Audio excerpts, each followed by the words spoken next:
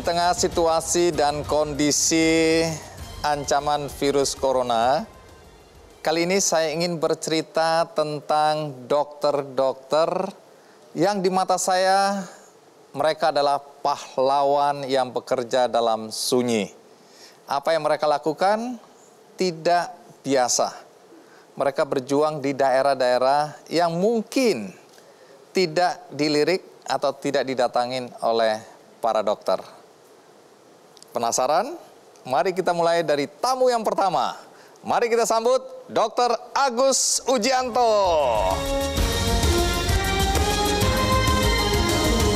Ya, jadi kita salam corona aja ya. Terima kasih sudah hadir. Silakan duduk. Terima kasih, Fandi. Iya.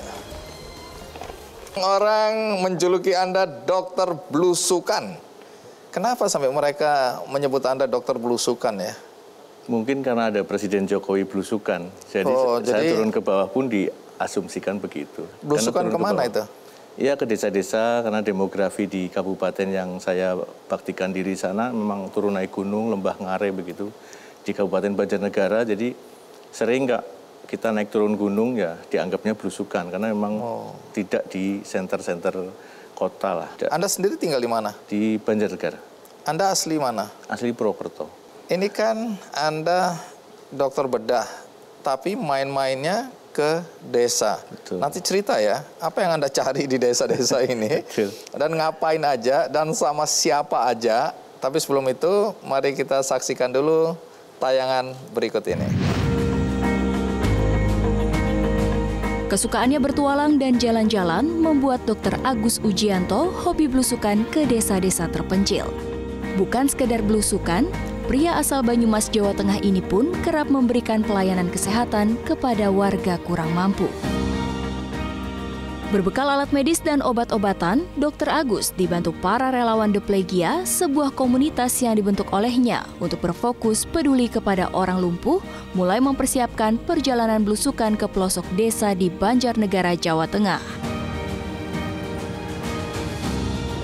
Jarak yang jauh dan medan yang terjal menjadi tantangan bagi Dr. Agus dan relawan.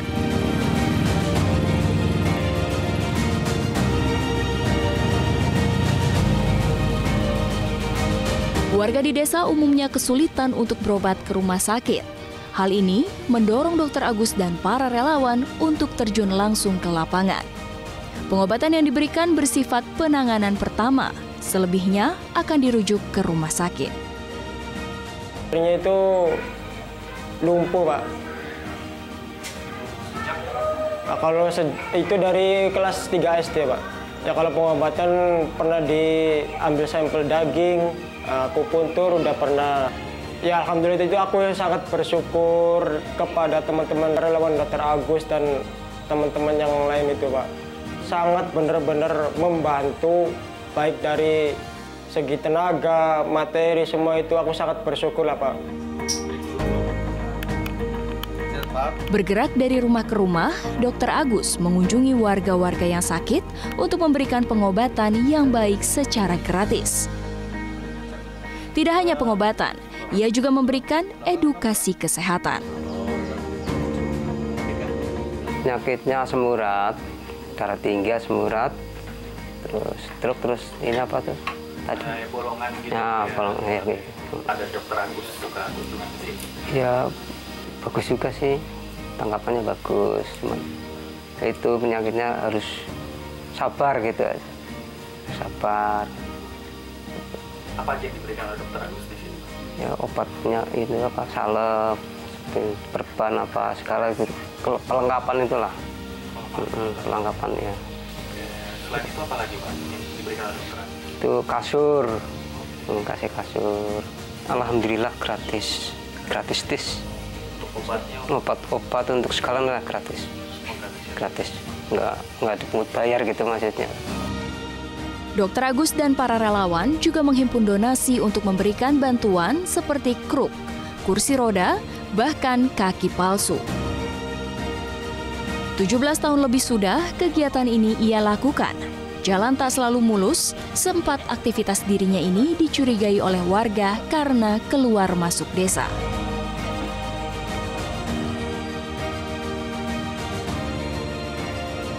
Saat ini, Dr. Agus bertugas sebagai Direktur dan Spesialis Bedah di Rumah Sakit Islam Banjarnegara, Jawa Tengah. Sejak kuliah, ia sudah gemar melakukan kegiatan sosial. Ia pun pernah menjadi relawan tenaga medis ke luar negeri. Bagi Dr. Agus, dengan profesinya, ia berharap bisa memberikan pelayanan kesehatan bagi siapapun yang membutuhkan dan menularkan kebaikan.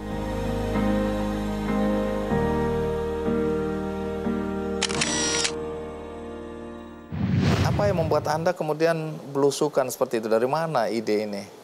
Jadi awalnya memang merasa kalau ketemu pasien akan ada sesuatu yang sepertinya dipendam begitu. Jadi misalnya biaya mahal, nggak jadi nembus obat cuma setengah dan sebagainya.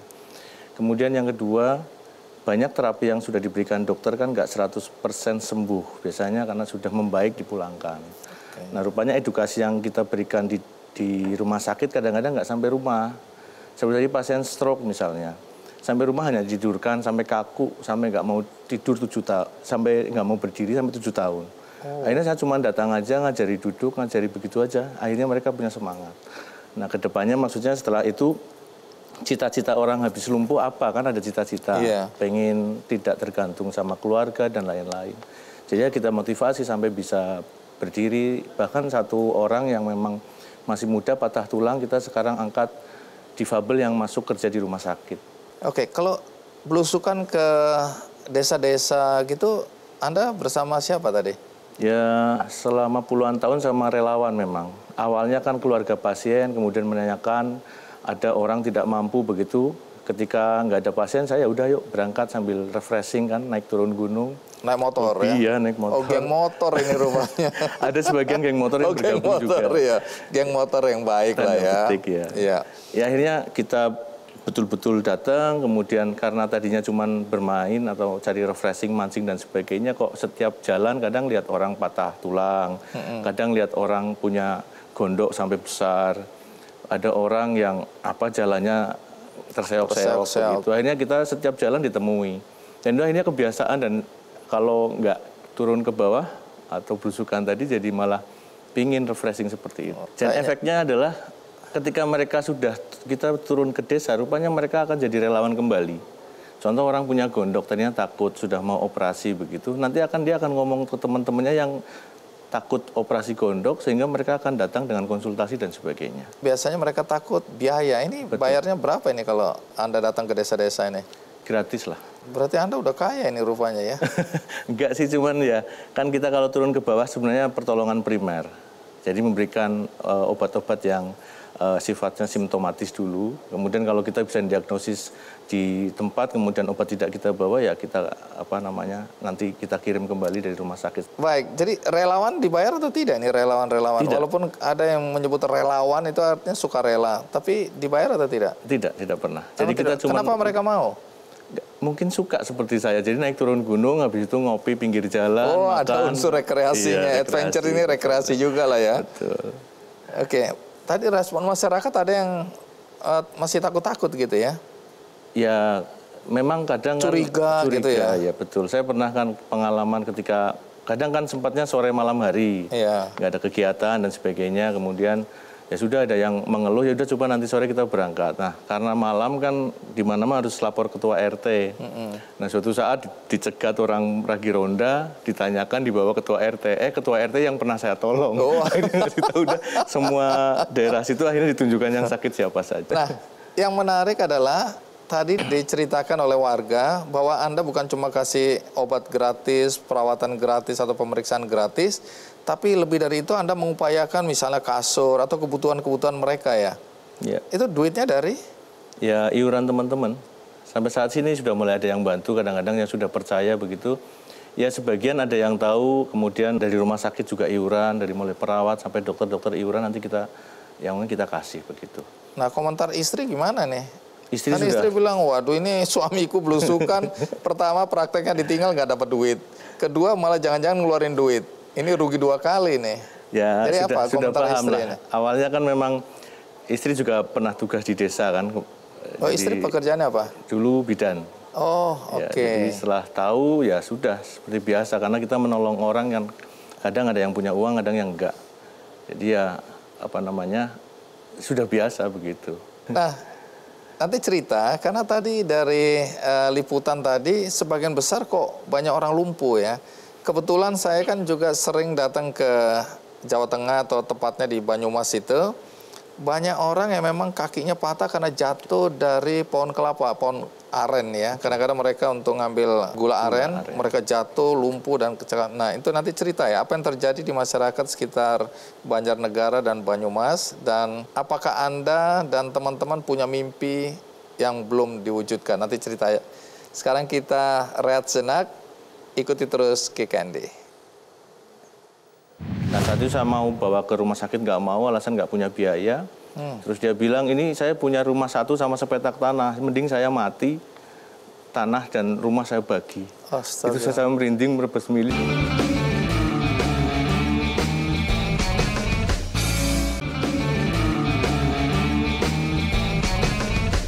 Ya, kembali dengan Dr. Agus Ujianto ya, Dok. Anda kan belusukan ke berbagai desa ya, bahkan beberapa kali juga keluar dari desa di area Banjarnegara. Tapi yang jadi pertanyaan, itu Anda lakukan berapa kali dalam seminggu atau dalam sebulan untuk belusukan itu, rata-rata? Ya, awalnya hanya mengisi waktu luang dulu. Ketika pertama jadi dokter kan nggak ada kerjaan, pasien sedikit. Jadi sering keliling, turun dan sebagainya. Akhirnya kalau sampai sekarang akhirnya itu relawan pun bertransformasi.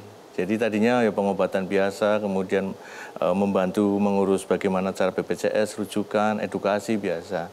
Tapi kemudian memang spesifik karena lebih sering, akhirnya kita buat ada yang untuk orang lumpuh namanya diplegia. Apa? Diplegia, si lumpuh. Diplegia. Diplegia. Oh, oke. Kemudian itu yang biasanya untuk orang lumpuh baik stroke maupun jatuh dari pohon begitu. Kemudian ada yang lain yang suka terhadap kebersihan, kita mempunyai The Green Team begitu. Jadi sukanya bersih-bersih WC begitu. Oh, saya kumpulin ada, juga spesialisasi ada. Ya. Iya. Itu relawan-relawan Relawan, juga? karena memang spesiesnya sendiri, saya bilang nggak harus jadi dokter untuk jadi relawan. Bahkan donasikan aja sudah cukup. Atau dukung, share teman-teman sudah cukup. Tapi karena kita di desa ya memang apa adanya lah kita sambil jalan. Mungkin setelah ketemu Kick Andy nanti bisa lebih dibantu untuk gerakan seperti nanti tenang itu. aja, kalau tadi kan saya lihat ada pasien kaki palsu. Siap. Nah, Kick Andy Foundation kan punya gerakan kaki palsu. Siap, iya. Ada kursi roda, kami juga bisa kasih. Pokoknya nanti kita ngobrol di belakang layar ya. Siap. Oke. Nah, di sana itu kan banyak orang yang jatuh dari pohon aren atau pohon kelapa. Betul. Ya.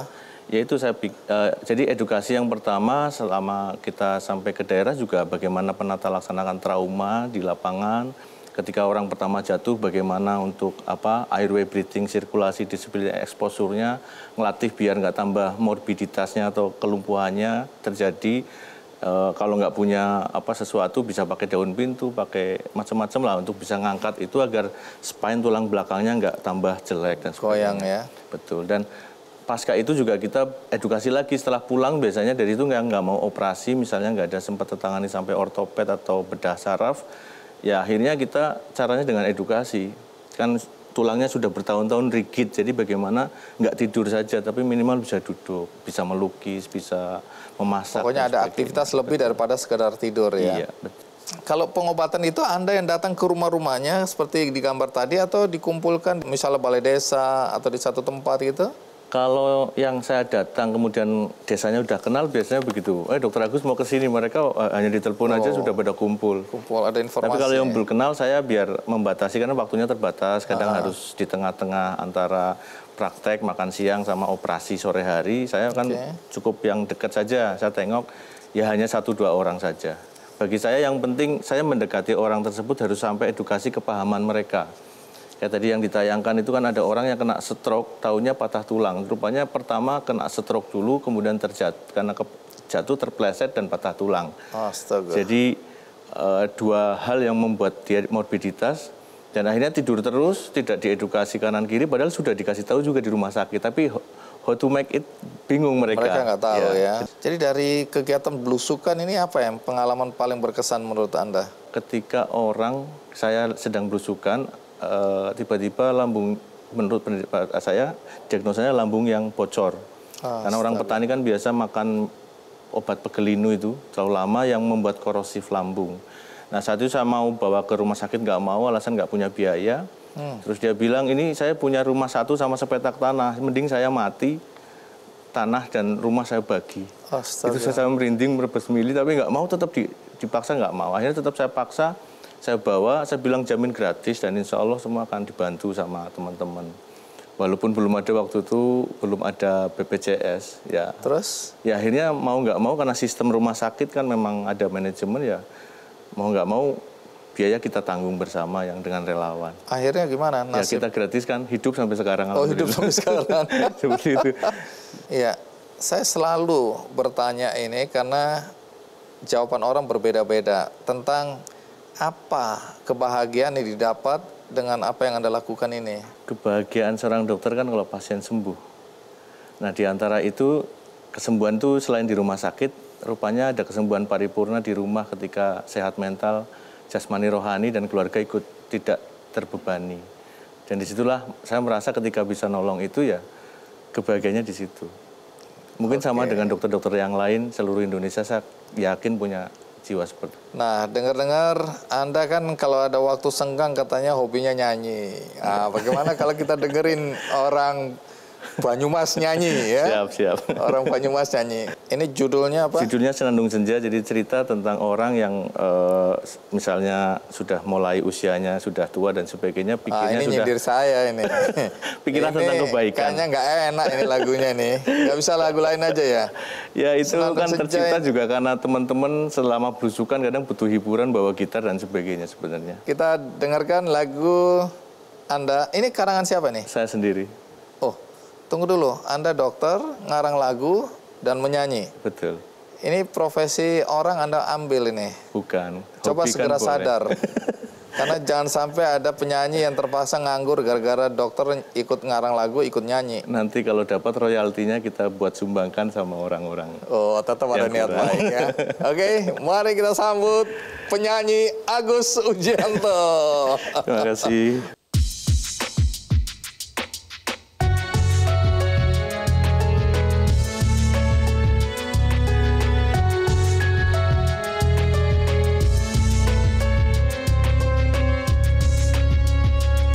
Waktu telah berlalu, telah kita lewati bersama. Sedih senang kita lalui sentiasa.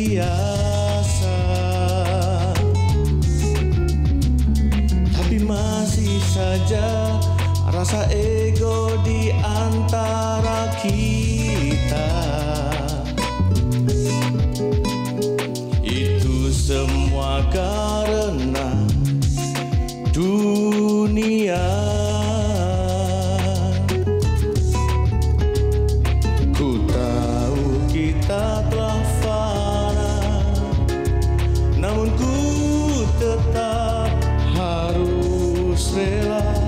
Kau belum menyadari takdir kita belum tentu di surga.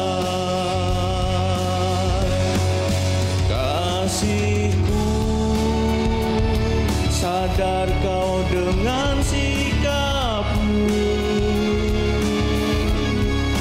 janganlah kamu suka memaksa. Kasihku raih cita dengan sahaja. Kita nikmati senandung senja.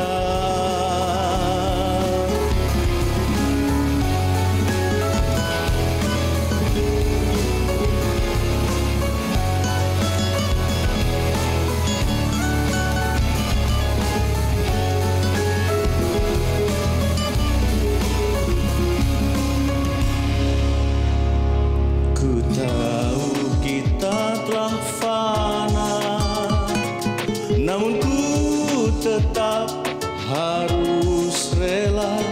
Kau belum menyadari takdir kita belum tentu di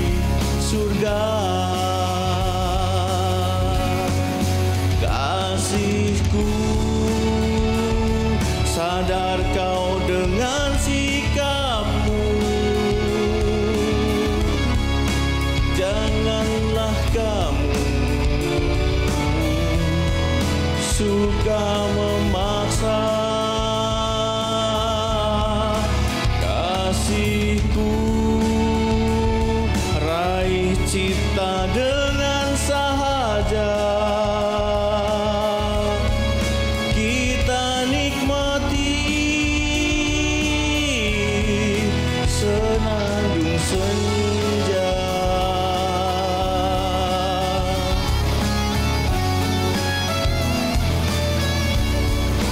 Senandung senja.